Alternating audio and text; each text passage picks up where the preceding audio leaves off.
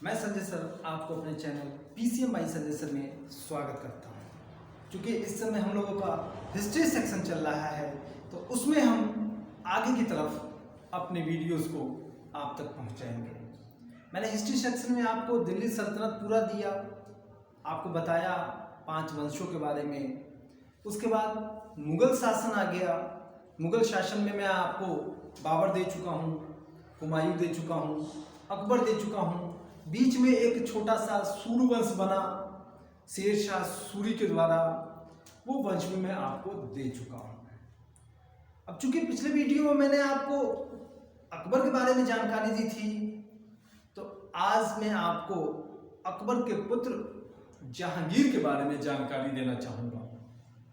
क्योंकि अकबर की मृत्यु जब 1605 में हो गई तो उसके बाद मुगल शासन की बागडोर इस जहांगीर के हाथ में आई और 1605 से लेके 1627 तक इसने मुगलों पे शासन किया, मुगल वंश का शासक रहा और भारत में इसने अपना एक सुदृढ़ शासन व्यवस्था स्थापित की। परंतु अगर हम देखें जहांगीर के शासन को तो उसे हम 2 भागों में बांट सकते हैं। पहला शासन वो जो उसने स्वतंत्र होके किया, जो कि 1605 से 1611 तक रहा, और उसके बाद 1611 में उसकी शादी जब नूरजहां से हो गई तो उसके बाद शासन में नूरजहां का हस्तक्षेप होने लगा और शासन व्यवस्था गुटबाजी में बदल गई। तो इस प्रकार 1611 से लेके 1627 तक का जो शासन रहा उसमें नूरजहां का बहुत ज़्यादा योगदान रहा। इस प्रकार जहांगीर का शासन 2 भागों में बढ़ता है। फिलहाल मैंने पिछले वीडियो में आपको बताया था कि अकबर ने एक लंबा समय तक भारत पे शासन किया, लगभग 50 वर्षों तक। और अकबर के शासन के बाद वो सलीम इस जहांगीर को बहुत मानता था। जहांगीर जो कि 1605 में शासक बना, थोड़ा उसके बारे में मैं आपको जानकारी दे दूं। जहांगीर का जन्म जो था वो 30 अगस्त 1569 को हुआ, यहां देखें, और गद्दी पे वो 1605 में बैठा। जहांगीर का बचपन का नाम सलीम था। जैसे कि मैंने आपको बताया कि अकबर ने राजपूतानाओं को हराने के लिए कई पद्धतियां लागू की। उसी में एक पद्धति थी वैवाहिक संबंध।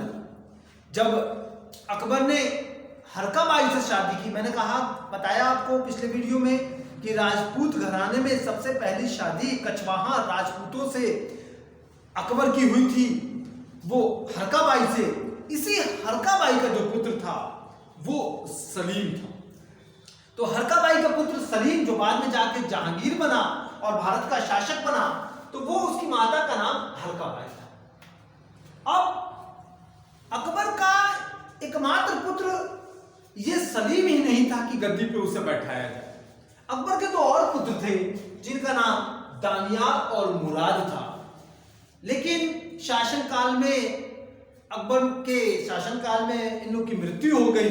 इस वजह से अकबर के बाद एकमात्र उत्तराधिकारी सलीम ही बचा और सलीम ही गद्दी पर बैठा। तो वो मैंने बताया आपको, मैंने इनके 2 भागों में आपका शासन का प्रभाव बताया। 1605 में जहांगीर गद्दी पर बैठता है और अपनी एक उपाधि धारण करता है, नूरुद्दीन मोहम्मद जहांगीर बादशाह गाजी। मैंने आपको बताया था कि अकबर के जो बाबर के जो वंशज थे वो गाजी की उपाधि धारण करते थे।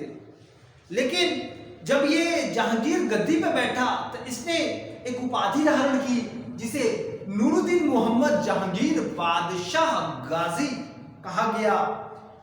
अक्सर प्रश्नों में ये पूछा गया है कि किस उपाधि के साथ जहांगीर गद्दी पे बैठा, तो वो उपाधि थी नूरुद्दीन मोहम्मद जहांगीर बादशाह गाजी। ऐसी उपाधि लेके वो गद्दी पे बैठा। उसका राज्याभिषेक 3 नवंबर 1605 को हुआ। हालांकि अकबर अपने शासनकाल में ही सलीम को यानी जहांगीर को अपना उत्तराधिकारी घोषित कर चुका था। अकबर के शासनकाल में जहांगीर यानी सलीम ने कई विद्रोह किए, लेकिन बाद में उस विद्रोह को दबाया भी गया और उसने विद्रोह करना बंद भी कर दिया। मैंने आपको बताया ही था कि अकबर के शासनकाल में, अकबर का लंबा शासनकाल रहा, उसमें इस जहांगीर यानी सलीम से अकबर को बाद में बहुत सी प्रताड़नाएं होने लगी, बहुत सी परेशानियां होने लगी, जिसकी वजह से अकबर काफी दुखी रहने लगा। उसी दुखी स्थिति में उसकी मृत्यु भी हो गई थी। तो ये अकबर का शासनकाल जब खत्म हुआ तो ये सलीम मुगल शासक बना 1605 से लेके 1627 तक। सलीम के बारे में एक कहानी आती है अनारकली के संबंध में। तो इतिहासों में या कई किताबों में ये देखने को मिला है अनारकली के बारे में, लेकिन वास्तविकता ये है कि सलीम जब 11 या 12 साल का लड़का रहा होगा तो अकबर के दरबार में एक नृत्यांगना थी जिनका नाम अनारकली था। सलीम का उनसे बड़ा लगाव था और अपना अधिक से अधिक समय सलीम अनारकली को ही देते थे। इस बात से अकबर काफी चिड़चिड़े हो गए थे।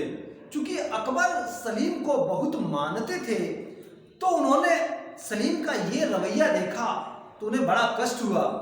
उन्होंने इसके लिए अकबर ने अनारकली को देश से निकाला और अफगानिस्तान की तरफ भेज दिया गया। फिर अनारकली वापस नहीं लौटी। तो ये एक प्रसंग रहा कि अनारकली से सलीम का बहुत लगाव था, मात्र बचपन की अवस्था में 11 या 12 साल के। लेकिन जब गद्दी पे बैठा ये सलीम तो इसने 1615 में अनारकली का एक मकबरा बनवाया लाहौर में, उसकी यादों में। तो ये रहा अनारकली का मकबरा लाहौर में जो बनवाया। उसने लिखा उसमें अगर मुझे एक दिन की मोहलत अनारकली को देखने को मिल जाता तो मैं कयामत के दिनों तक अल्लाह का शुक्रगुजार रहूंगा। उसके मकबरे पे ऐसा जहांगीर ने लिखवाया है लाहौर के मकबरे पे। इससे यह पता चलता है कि वो अनारकली को बहुत मानता था। उसके इस शब्दों से कि अगर मुझे एक दिन की मोहलत अनारकली को देखने को मिल जाए तो मैं क़यामत के दिनों तक अल्लाह का शुक्रगुजार रहूंगा। ये कथन जो है अनारकली के मकबरे पे लिखा है। ये प्रश्न में पूछा जा सकता है कि किसके मकबरे पे ये कथन है, तो ये आप दे सकते हैं। अब जहांगीर की कई शादियां हैं और हर शादी से उसके कुछ बच्चे भी रहे, जिसका विवाद बाद में रहा। हम आपको बता दें कि जहांगीर की जो पहली शादी थी वो मानबाई से हुई थी। मानबाई उसी घराने से थी जिस घराने से हरका बाई थी। इतिहास में है कि हरका बाई के भाई की लड़की ये मानबाई थी और मानबाई से जहांगीर की यानी सलीम की शादी हुई थी और इनका जो पुत्र उत्पन्न हुआ उस पुत्र का नाम खुसरो था। इतिहास में आप खुसरो को बहुत ज्यादा पढ़ेंगे। तो मानबाई जो थी, एक प्रश्न यहां से भी बनता है, जहांगीर की वो पत्नी जिसने आत्महत्या कर ली, तो उसमें आप मानबाई का नाम दे सकते हैं, क्योंकि शादी के बाद जहांगीर जो था वो शराब का बड़ा शौकीन था, बहुत ज्यादा शराब पीता था और मानबाई से काफी दुखित रहती थी। इस वजह से मानबाई ने आत्महत्या कर ली और इसकी बात को लेके खुसरो जीवन भर जहांगीर से नाराज रहा। उसको लगता था कि मेरी मां की मौत का कारण ये जहांगीर है, इसीलिए खुसरो ने जहांगीर का हमेशा विरोध किया और कई प्रकार के विद्रोह किए। तो ये रहा पहली शादी मानबाई और उनका पुत्र रहा खुसरो। दूसरी शादी भी उन्होंने जहांगीर ने राजपूत घराने में ही किया था, जिसका नाम था जगत गोसाई। जगत गोसाई से जहांगीर की दूसरी शादी है जो कि राजपूत घराने में था। उनके लड़के का नाम खुर्रम था। यही खुर्रम भविष्य में जाके शाहजहां की उपाधि धारण करता है। बाद में जहांगीर के बाद जो शासक बन के आएगा वो शाहजहां ये खुर्रम ही होगा। इसी खुर्रम का नाम बाद में शाहजहां पड़ जाएगा। तीसरी शादी, उसकी शादी कहिए या फिर उनके साथ वो रहती थी, रुखसाना बानो थी। रुखसाना बानो से भी एक लड़का हुआ जिसका नाम शहरयार पड़ा। चौथी शादी उनकी थी सलमा बानो से, और सलमा बानो से जो लड़का हुआ उसका नाम परवेज। इस प्रकार आपने देखा जहांगीर की 4 संतानें उत्पन्न हुई, खुसरो, खुर्रम, शहरयार और परवेज। ये खुर्रम जो है भविष्य में चल के शाहजहां की उपाधि धारण करके गद्दी पर बैठेगा। लेकिन जहांगीर की जो 5वीं शादी हुई नूरजहां से, उससे जहांगीर के जीवन और शासन में बहुत ज्यादा परिवर्तन हुआ। 1611 में जहांगीर की 5वीं शादी हुई नूरजहां से। नूरजहां चूंकि पहले से ही शादीशुदा थी और अली कुली बेग की विधवा थी, इसलिए उनकी एक संतान भी थी, एक पुत्री थी जिसका नाम लाडली बेगम था। तो इस प्रकार जहांगीर की शादियों का विवरण मैंने दिया। अब हम चलते हैं जहांगीर का प्रारंभिक शासन। प्रारंभिक शासन उसने कैसे शुरू किया? मैंने जैसे बताया आपको कि 1605 से लेकर 1611 तक उसका शासन जो था स्वतंत्र था, अपने तरीके से किया। लेकिन 1611 के बाद जो उसका शासन रहा वो स्वतंत्र नहीं रहा, वो नूरजहां के प्रभाव में था। तो प्रारंभ में जब जहांगीर ने अपना शासन शुरू किया तो सबसे पहले उसने अपने जो करीबी थे उनको उच्च पद दिए, उनको बड़े बड़े पदों पर रखा गया। जिसमें मैंने आपको अकबर के वीडियो में बताया था एक वीर सिंह बुंदेला भी था। वीर सिंह बुंदेला वही था जिसने अबुल फजल की हत्या की थी, जिसकी वजह से अकबर काफी नाराज थे। तो इस वीर सिंह बुंदेला को भी जहांगीर ने बहुत ऊंचे पद पर रखा। और इन सब बातों से जहांगीर का जो पुत्र था खुसरो, वो काफी नाराज हो गया। क्योंकि जहांगीर जब गद्दी पर बैठा उस समय खुसरो की उम्र 20 से 22 साल थी। तो जब खुसरो ने देखा कि जहांगीर का शासनकाल लंबा खींचेगा और मेरी भी उम्र खत्म हो जाएगी, शासन करने योग्य नहीं रहूंगा, तो वो विद्रोह पे उतारू हो जाता है और जहांगीर के खिलाफ वो विद्रोह करना शुरू कर देता है। जहांगीर इस चीज को समझ जाता है और खुसरो को नजरबंद कर देता है। लेकिन किसी तरह खुसरो उस नजरबंद से भाग निकलता है। भाग निकलने के बाद खुसरो जो था वो सिखों के 5वें गुरु अर्जुन देव के पास जाता है और उनसे आशीर्वाद लेता है। अर्जुन देव को लगता है कि खुसरो शायद भारत का भविष्य का शासक बन सकता है, इसलिए उसे संतुष्ट करते हैं और आशीर्वाद देते हैं। परंतु यहाँ पे जहांगीर जब ये सूचना पाता है कि खुसरो भाग चुका है तो वो अपनी सेना को खुसरो के पीछे लगा देता है। तो बहरावल के मैदान पे, याद रखें, बहरावल के मैदान पे खुसरो की सेना और जहांगीर की सेना आपस में मिलती है और युद्ध शुरू होता है। इस युद्ध में खुसरो हार जाता है और जहांगीर की विजय होती है। परंतु फिर खुसरो को पकड़ लिया जाता है और बंदी बना लिया जाता है। लेकिन इन सब युद्धों का, ये जो बहरावल का युद्ध हुआ, इस सब का खामियाना सिखों के 5वें गुरु अर्जुन देव को भुगतना पड़ता है। जहांगीर कहता है कि या तो आप हमें मुआवजा दें या फिर सजा के पात्र हैं। गुरु अर्जुन देव मुआवजा देने को तैयार नहीं होते हैं तो जहांगीर उनको फांसी दे देता है। तो यहां से एक प्रश्न यह बनता है कि सिखों का वो पहला कौन सा गुरु था जिसे मुगल शासक ने फांसी दी? तो वो है गुरु अर्जुन देव। मैं आपकी जानकारी के लिए एक और जानकारी दे दूं कि गुरु तेग बहादुर जो सिखों के 9वें गुरु थे, उनको भी मुगल शासक औरंगजेब ने फांसी दी थी।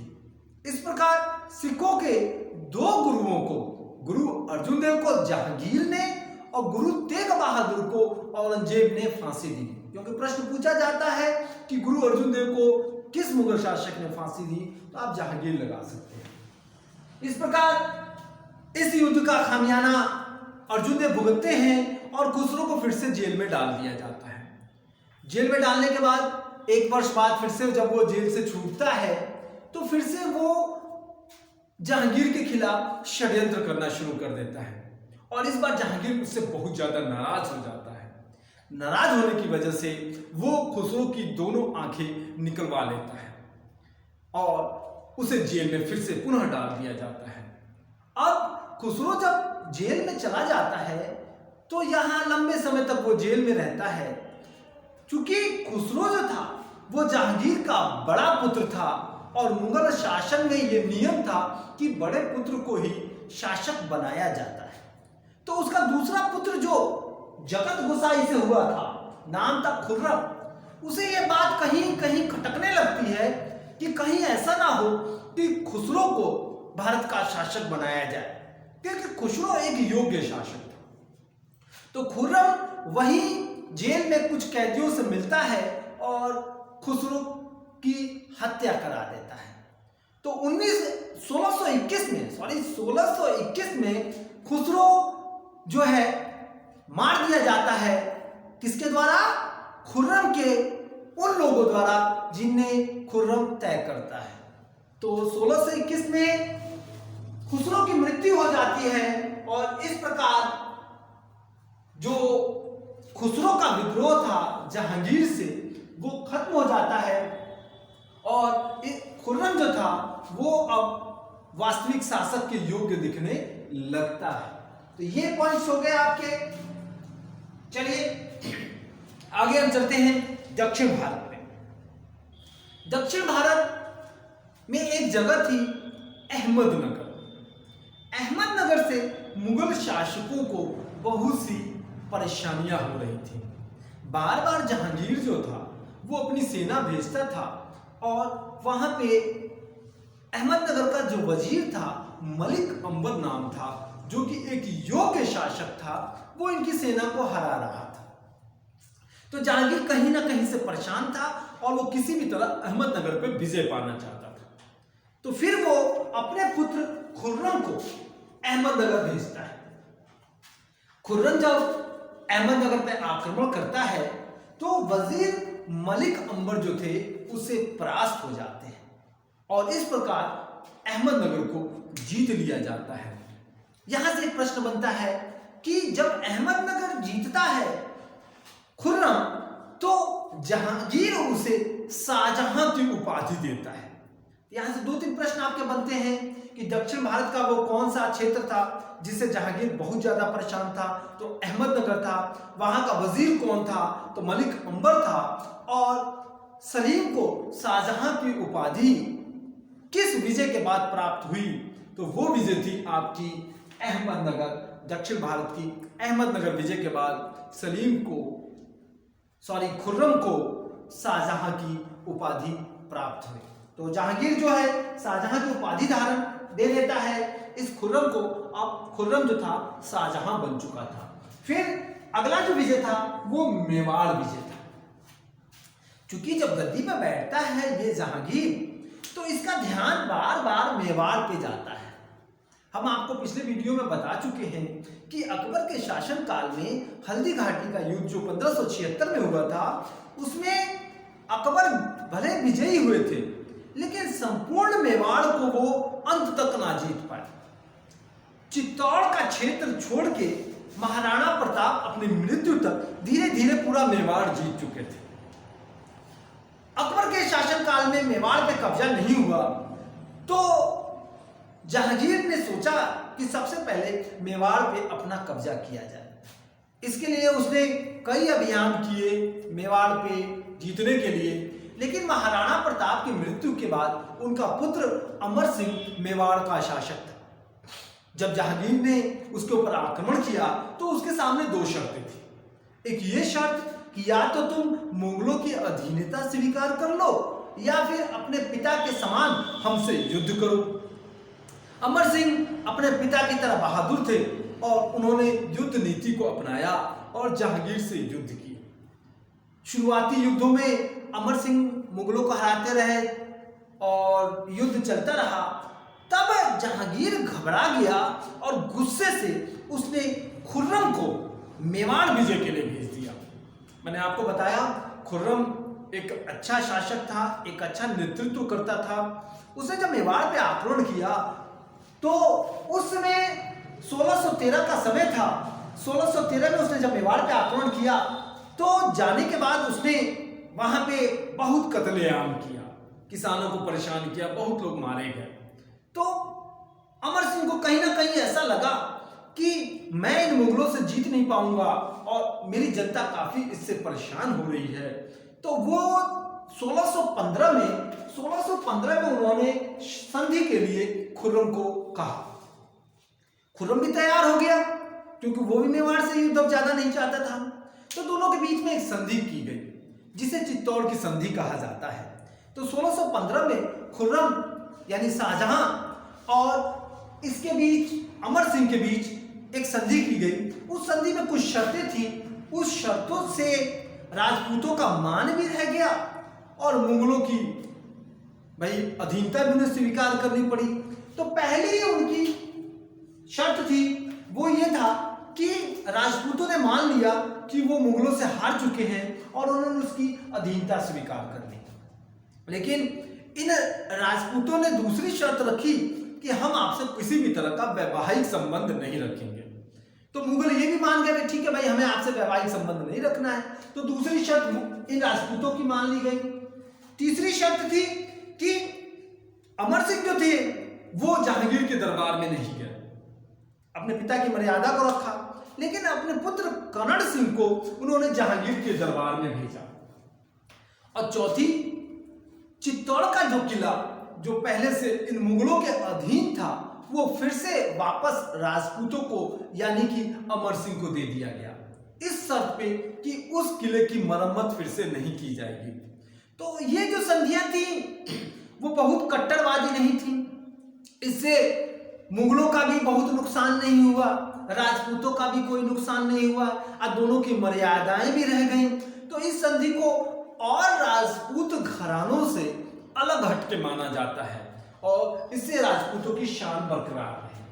अगला जो पॉइंट मैं लेके चल रहा हूं वो है नूरजहां, क्योंकि जहांगीर के शासनकाल में नूरजहां का बहुत ज्यादा प्रभाव था। मैंने आपको बताया कि 1611 से 1627 का जो समय था वो नूरजहां के प्रभाव से ही चला। अब ये नूरजहां कौन थी? नूरजहां जो थी वो गियास बेग की पुत्री थी, जिसका वास्तविक नाम मेहरुन्निसा था। याद रखें, कई बार पीसीएस में भी पूछा गया है कि नूरजहां का वास्तविक नाम क्या, तो वो मेहरुन्निसा था। मेहरुन्निसा जो था वो नूरजहां का वास्तविक नाम था।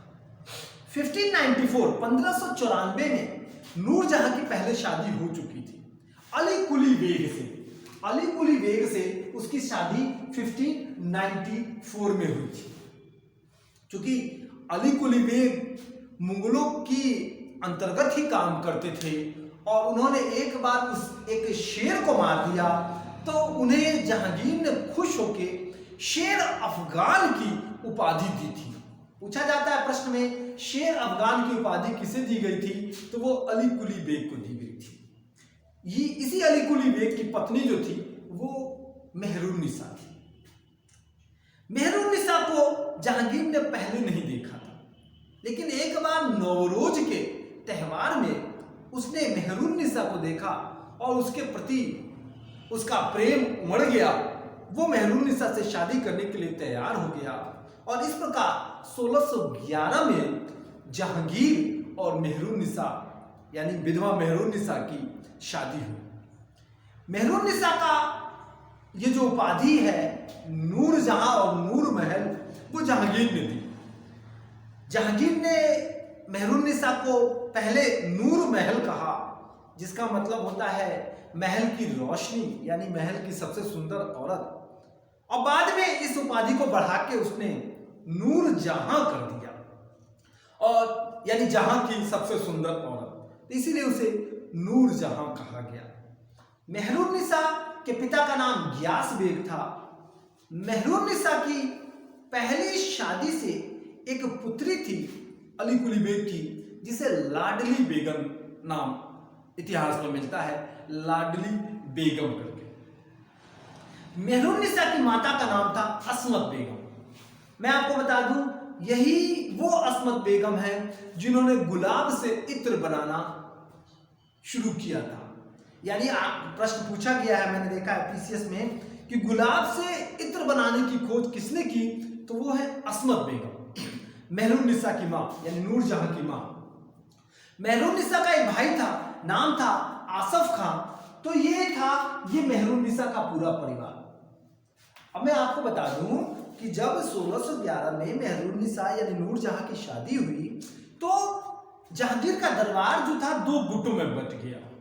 परीक्षा में पूछा गया है गुटबाजी के बारे में, तो ये 2 गुटों में बट गया। एक गुट था नूरजहां का और दूसरा गुट था बाकी दरबारियों का। तो ये नूरजहां के गुट में कौन कौन शामिल था, पूछा गया, याद रखेंगे। नूरजहां थी, पिता गियास बेग था, मां अस्मत बेगम थी, पुत्री लाडली बेगम थी, और जहांगीर का एक पुत्र जो खुर्रम था वो भी नूरजहां के गुट में शामिल था। अब उसका कारण क्या था? कारण यह था कि मेहरुन्निसा का भाई आसफ खां जो था, उसने अपनी पुत्री की शादी इस खुर्रम से कर दी, और इस वजह से खुर्रम जो था वो आसफ खां के साथ था, और आसफ खां इस मेहरुन्निसा का साथ था। इस प्रकार ये गुट जो था काफी मजबूत गुट हुआ करता था। लेकिन बाद में इस गुट में विवाद हो गया, आसफ खां और मेहरुन्निसा अलग अलग हो गए। उसका कारण यह था कि आसफ खां ने जब अपनी पुत्री की शादी खुर्रम से की, तो आसफ खां चाहते थे कि मेरा जो दामाद है वही भारत का शासक बने, यानी खुर्रम भारत का शासक बने। लेकिन इस मेहरुन्निसा की जो पुत्री थी लाडली बेगम, मेहरुन्निसा ने उसकी शादी जहांगीर के एक पुत्र जो शहरयार थे उनसे कर दी। शहरयार वही थे जो रुखसाना बानो के पुत्र थे।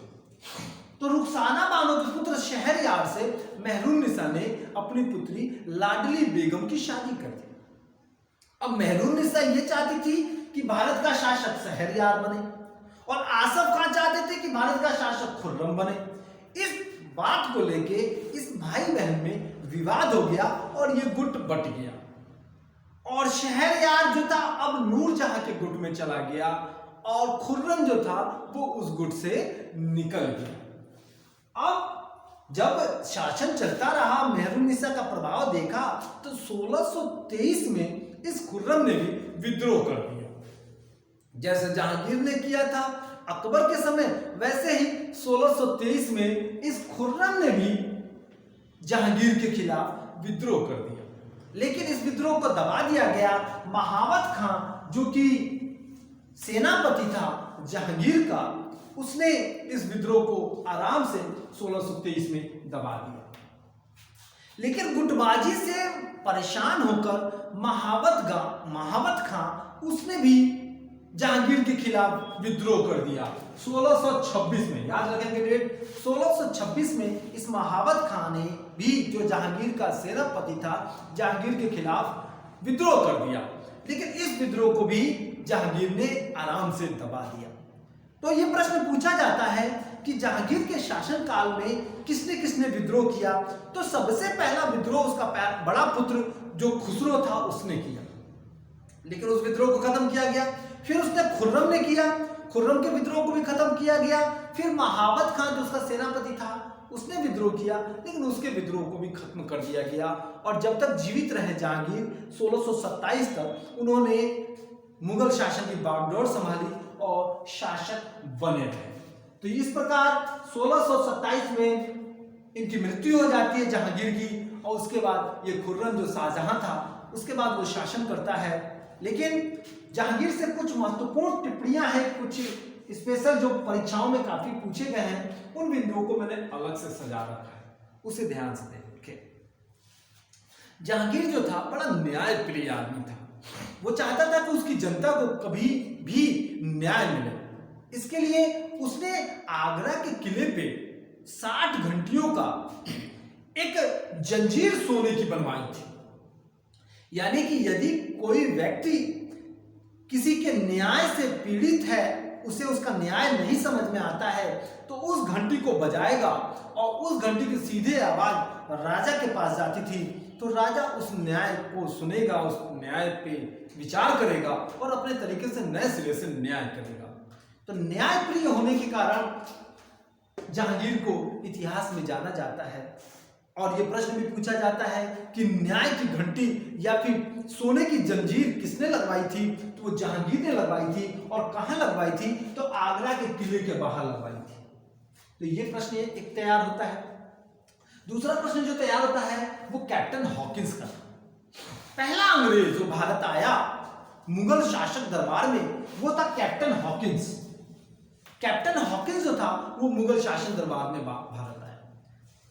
उस समय ब्रिटिश शासक जेम्स प्रथम हुआ करते थे और जेम्स प्रथम का दूत बनके कैप्टन हॉकिंस भारत आया अकबर के दरबार में।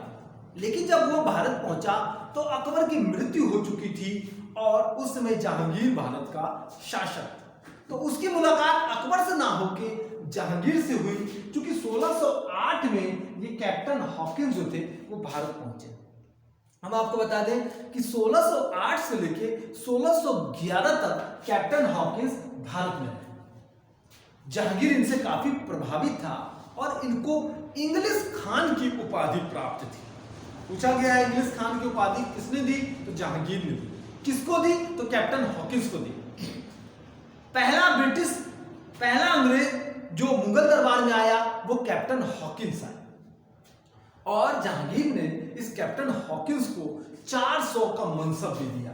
मैंने मनसब के बारे में आपको बताया था अकबर शासनकाल में कि सैन्य व्यवस्था को सुदृढ़ करने के लिए अकबर ने अपनी शासन व्यवस्था में मनसब शुरू किया था। उसी मनसब में 400 का मनसब कैप्टन हॉकिंस को जहांगीर ने दिया।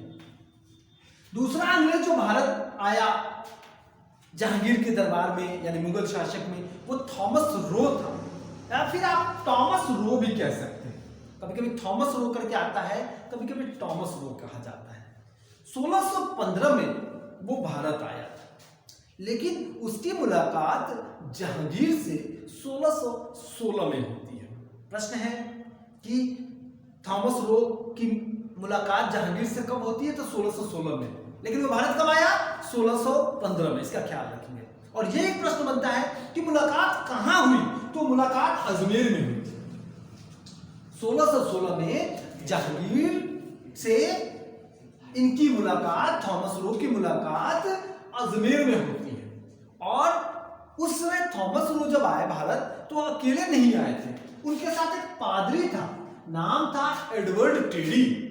एडवर्ड टेरी भी भारत में इस थॉमस रो के साथ आए थे और जहांगीर से मुलाकात की थी। तो ये हो गया कुछ महत्वपूर्ण प्रश्न पीसीएस की दृष्टि से या फिर एसएससी की दृष्टि से। कुछ कला के बारे में हम आपसे बात करेंगे। जो कला, क्योंकि जहांगीर का काल कला काल में काफी प्रसिद्ध रहा और विशेष रूप से चित्रकला। जहांगीर के काल को चित्रकला का स्वर्ण युग कहा जाता है। इसके काल में चित्रकला काफी प्रफुल्लित हुई, काफी बढ़ी। जहांगीर खुद एक बहुत बड़ा चित्रकार था और किसी भी चित्र को देखकर वो पहचान जाता था कि इस चित्र को किसने बनाया है। इतनी उसे ज्ञानता थी इन चित्रों के बारे में। जहांगीर के दरबार में मुख्य चित्रकार जो थे वो मंसूर थे। हम आपको बता दें, पीसीएस में पूछा भी गया है कि मंसूर किस कला के माहिर थे, तो मंसूर जो थे वो पक्षी विशेषज्ञ थे, यानी विभिन्न पक्षियों का चित्र मंसूर बनाया करते थे। जहांगीर इनसे बहुत प्रभावित था और उसने उन्हें नादिर उल अस्त्र की उपाधि दे रखी थी। यानी जहांगीर का चित्रकार मंसूर जो था, जिसे नादिर उल अस्त्र की उपाधि प्राप्त थी, वो पक्षी विशेषज्ञ थे। दूसरा जो चित्रकार था वो था अबुल हसन। जो दूसरा चित्रकार अबुल हसन, उसको नादिर उल जमा की उपाधि प्राप्त थी और ये व्यक्ति विशेष चित्र बनाता था, यानी किसी व्यक्ति को देख के उसका हूबहू चित्र बनाना इस अबुल हसन को आता था। तो नादिर उल जमा की इसे उपाधि प्राप्त थी। और फिर हम आगे चलते हैं स्थापत्य कला में। तो हम आपको बता दें ये जहांगीर के शासन काल में ही सफेद संगमरमर का प्रयोग हुआ, जिसको बाद में जाके शाहजहां ने आगरे का किला बनवाया। तो सबसे पहले जहांगीर के शासन काल में नूरजहां ने अपने पिता गियास बेग का मकबरा बनाया, जिसे इत्मादुद्दौला कहा गया। इत्मादुद्दौला जो है वो गियास बेग के मकबरा है, जिसे नूरजहां ने उसका निर्माण कराया। यह पहला मकबरा है जिसमें पूर्णतः संगमरमर का इस्तेमाल किया गया और सफेद संगमरमर का इस्तेमाल किया गया है। अगर पूछा जाता है, प्रश्न में पूछा भी गया है कि भारत में सबसे पहला सफेद संगमरमर का मकबरा कौन सा है, तो वो इत्मादुद्दौला का मकबरा है, जो कि नूरजहां के पिता गियास बेग के मकबरे के रूप में बनाया गया है। और हम आपको बता दें यह आगरा में स्थित है। तो सबसे पहले पिटरा ड्यूरा का प्रयोग इसी मकबरे में किया गया है, क्योंकि प्रश्न पूछा गया पीसीएस में पिटरा ड्यूरा का प्रयोग सबसे पहले कहां किया गया, तो वो इत्मादुद्दौला के मकबरे में किया गया था। नूरजहां ने कराया था, जो सफेद संगमरमर का पहला मकबरा है। पिटरा ड्यूरा एक कला होती है जिसमें जड़ी बनाया जाता है, दीवारों पर छोटी छोटी जड़ियों को नक्काशी करके बनाया जाता है, तो ये एक कला होती है। 1627 में जहांगीर की मृत्यु हो जाती है, और हम आपको बता दें इसका मकबरा जो है शाहदरा में है, जो लाहौर में पड़ता है। तो यहां से प्रश्न बनता है कि वो मुगल शासक जिनका मकबरा वर्तमान भारत के बाहर है, तो ये उसमें जहांगीर भी आते हैं जिनका मकबरा शाहदरा लाहौर यानी पाकिस्तान में पड़ता है। और मैंने आपको बता रखा है कि बाबर का मकबरा भी बाद में काबुल स्थापित किया गया था। तो इस प्रकार बाबर भी काबुल में स्थापित हुए, तो वो भारत के बाहर चला गया, और ये जहांगीर का मकबरा भी शाहदरा लाहौर जो पाकिस्तान में पड़ता है वो भारत के बाहर है। जहांगीर एक उच्च कोटि का लेखक था। जैसे मैंने आपको बताया था कि अकबर जो था वो अनपढ़ व्यक्ति था, अंगूठा छाप था, लेकिन जहांगीर के साथ ऐसा नहीं था। जहांगीर ने अपनी बायोग्राफी लिखी, यानी अपनी आत्मकथा लिखी, जिसे तुजुके जहांगीरी कहा जाता है, जो कि फारसी भाषा में है। तजुके जहांगीरी की रचना जहांगीर ने फारसी भाषा में की। इसमें 3 अध्याय हैं। पहले 2 अध्याय तो उसके जीवन काल का है, लेकिन तीसरा अध्याय जो है वो मोहम्मद हादी ने लिखा, जो उसकी मृत्यु के बाद का है। तो तजुके जहांगीरी जो कि फारसी में है, बाबर ने भी अपनी आत्मकथा लिखी थी, आपको याद है बाबरनामा मैंने आपको बताया था, जो कि तुर्की भाषा में थी। लेकिन जहांगीर जो है उसने जो तजुके बाबरी लिखी है, तजुके जो जहांगीरी लिखी है, वो फारसी भाषा में है। जहांगीर ने सैन्य सुधार किया, 2 अस्पाक और 3 अस्पाक करके एक व्यवस्था बनाई, जिसके अंतर्गत घुड़सवारों की संख्या दुगनी और तिगुनी कर दी जाती थी। तो मैं आपको बता दूं, मनसब की शुरुआत अकबर ने की थी, और 2 अस्पाक की व्यवस्था जो है वो जहांगीर ने शुरू की थी। इस प्रकार मैंने आपको जहांगीर का शासनकाल दिया और उसकी पूरी विस्तृत जानकारी, जो कि परीक्षा से संबंधित है। इसमें से बहुत से प्रश्न जो हैं वो पीसीएस, आईएएस या फिर एसएससी, रेलवे, उनमें उपयोगी हैं। तो आप इनको देखें और फिर मेरे अगले वीडियो के लिए तैयार रहें। तब तक मैं नया वीडियो आपके सामने अगला मुगल शासक लेके आऊंगा। आप इन्हें देखें, अपने मित्रों को शेयर करें, ताकि वो इसे आगे तक बढ़ा सके। इसे शेयर करें, लाइक करें। तब तक के लिए जय हिंद।